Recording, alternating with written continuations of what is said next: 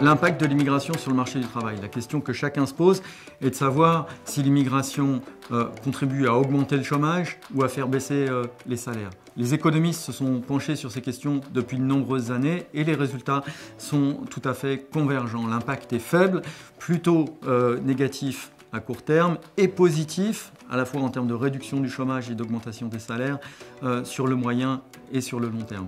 Il faut comprendre que les immigrés, quand ils arrivent dans un pays, demandent des services, notamment du logement et puis un certain nombre de biens.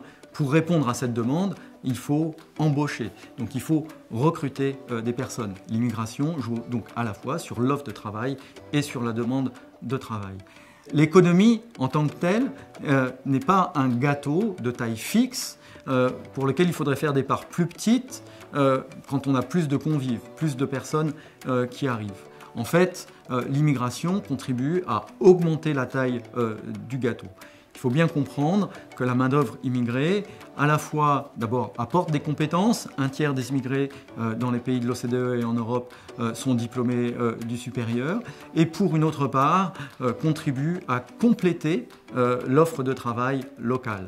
Pourquoi? Parce qu'il y a un certain nombre d'emplois qui sont particulièrement difficiles et pénibles, qui sont délaissés par la main-d'œuvre locale. Et puis, il y a aussi des professions qui sont en déclin. Notamment, on peut penser à certaines professions dans l'artisanat ou du travail, disons, peu qualifié.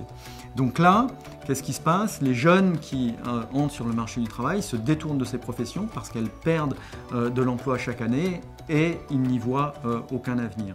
Pour autant, ces professions ont des besoins de recrutement. Ils sont comblés pour environ un tiers dans l'Union européenne par des immigrés. Donc, l'immigration joue sur la dynamique du marché du travail, à la fois pour apporter des compétences pour la partie la plus qualifiée, mais aussi en permettant de répondre à des besoins de main-d'œuvre à l'autre extrémité sur le segment le moins qualifié, délaissé par la main-d'œuvre nationale.